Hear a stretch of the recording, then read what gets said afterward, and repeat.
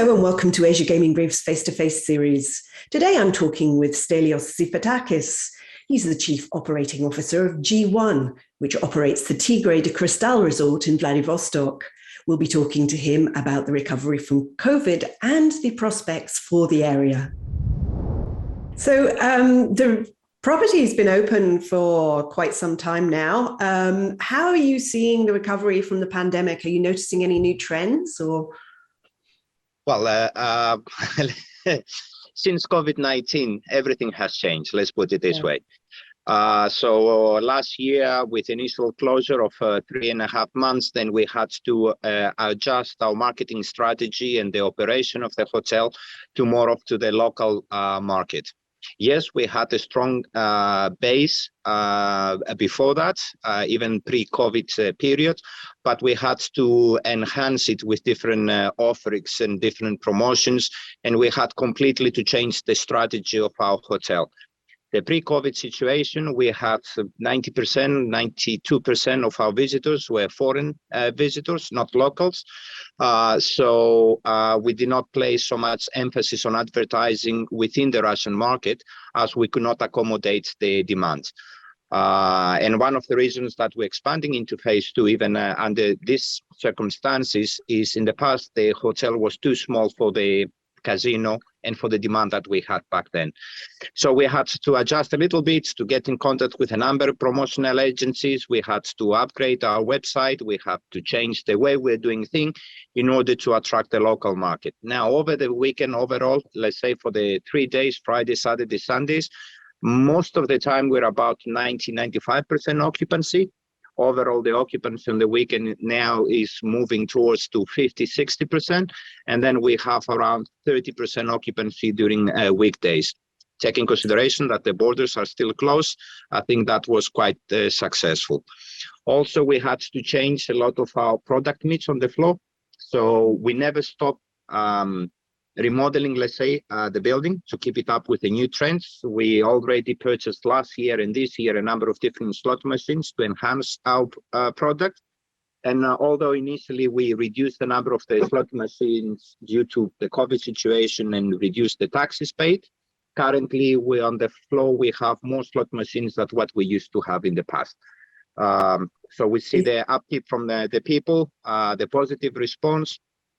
And we can see that month on month our revenues are growing to pre-COVID situation, if not better, which make us very positive, taking consideration that currently we have a second casino in the area. So instead of losing market share, on the contrary, we're gaining market share. So what is it that the Russians like to have? What do they like to play? Russian poker, which is a variation of the stud poker, which is quite popular in here. Also in the slot machines, you have a variation of games. They are very nostalgic, let's say, when the casinos were open before 2009. So some of the game packages that we use is from that era. We have some slot machines that they are made in Russia. They're not popular anywhere else, but from the local market is quite strong. And what we have seen lately very popular is to have the live wheel connected to a number of different terminals, playing roulette, and hopefully soon we're going to be able to add blackjack, which has proven to be very popular the last 6 months since we put it in operation. And once the international borders do open, how do you see the revenue split being at Tigre de Cristal? I think a lot of it depends on the strategy that we're going to follow. Yes, taking consideration that the borders are still closed, but we still have a lot of requests per se from Japan, from South Korea, from Hong Kong, even from Taiwan, for groups to come over as soon as the borders will open. The positive thing is we managed to put Vladivostok in one of the cities that they have direct flights with Korea and Japan, even now. However, when you go back to those countries, you have to stay 2 weeks in quarantine. So the traveling is, let's put it this way, only for business people for the time being. But we hope that soon we're going to see some movement towards the opening of the border, so eliminating the length of the quarantine. And we are focusing on those markets. So we're expecting to be around 60-70% increase of revenue from those markets alone without doing any extra effort from the demand that we currently have. And as soon as the borders open and we have some stability, we're expecting that to double, if not triple. Wow. So ultimately, will it be about 50-50 Russians versus tourists, or? No, we're expecting to be for the, let's say, tourists or people from abroad, we expect to be 70% or above. Right. And you just mentioned adding a new hotel to meet demand. What are the next phases in your expansion plans, and when do we see those come online?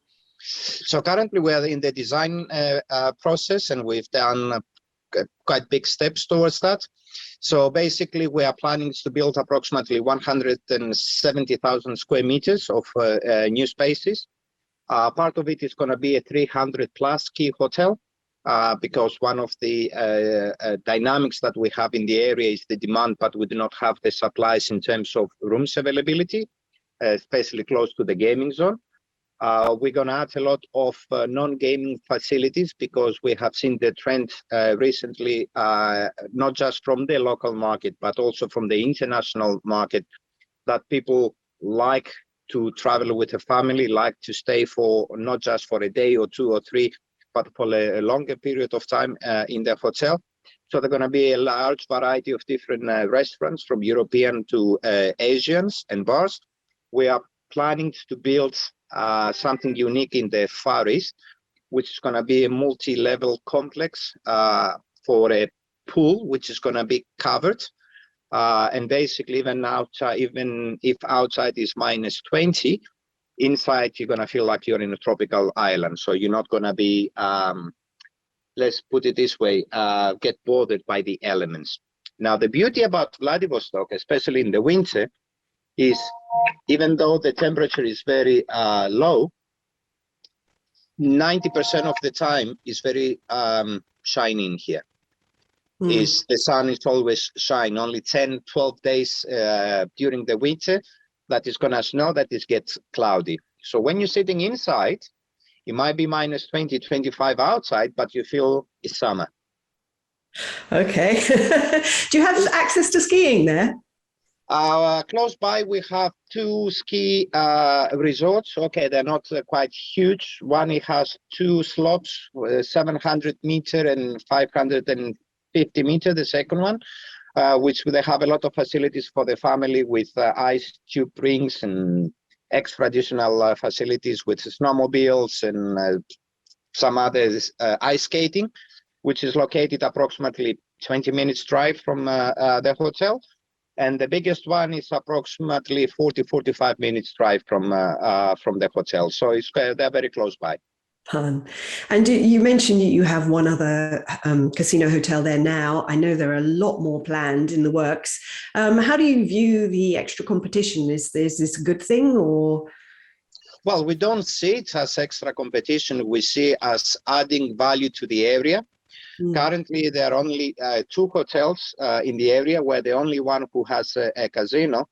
And we're looking forward to see some key players coming into the market, because then the whole area is being more attractive. Now, there were announcements that they are currently working on 2 different golf courses, which they are like 5 minutes from the hotel casino in here. And the second one is approximately 10 minutes away. And there is a third one, which is under construction a bit further up, which is about 45 minutes driving from the hotel.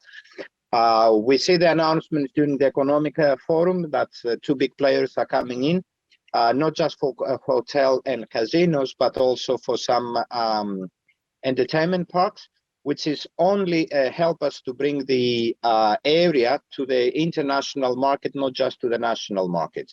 So we don't see it as a competition. We see it as added value to the area. The 2 names that were coming in, they were Russian investors. Is that correct? Yes, one is operating already in Sochi quite successfully since 2016. So they have a quite large database on and they have been very successful on the local market. The second name has not officially announced yet, but it's a very successful Russian businessman.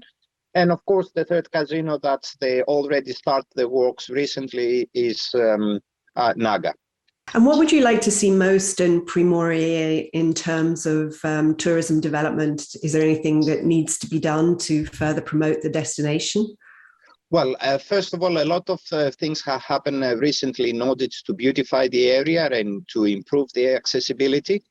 Before the COVID situation, we have managed to increase the number of flights coming into Vladivostok, and to the point that we had daily flights from Japan.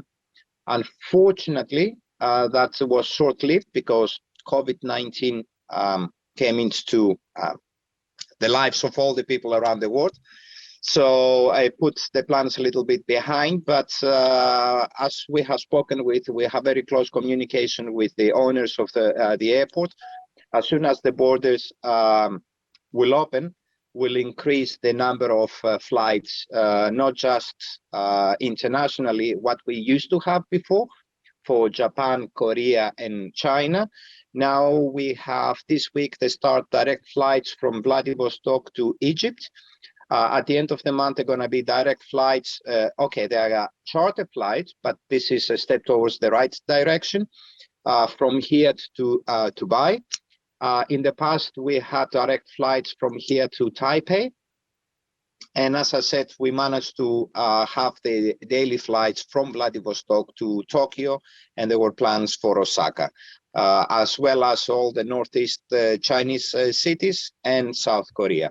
What about the VIP business? I know that you had been expanding, adding VIP rooms. Do you still see that coming back as a strong part of the business? We see that it's going to be strong. We don't know exactly how strong will that be. However, taking in consideration the challenges that China is facing and everything else, and looking at the interest that we currently have from other countries than China, namely South Korea, Taiwan, and Japan, I think when the borders will reopen, we will get some very, very nice surprises.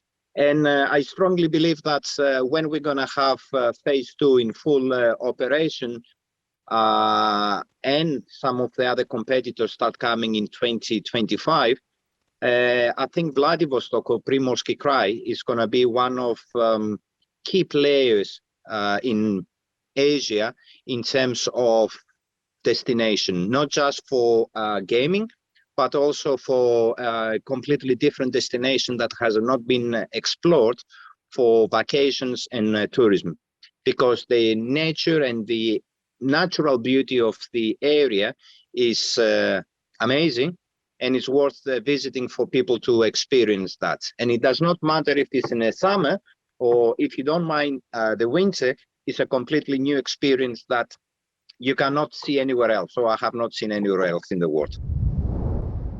Thank you for joining us today. Join us every Friday for our series of interviews with thought leaders in Asia's gaming industry.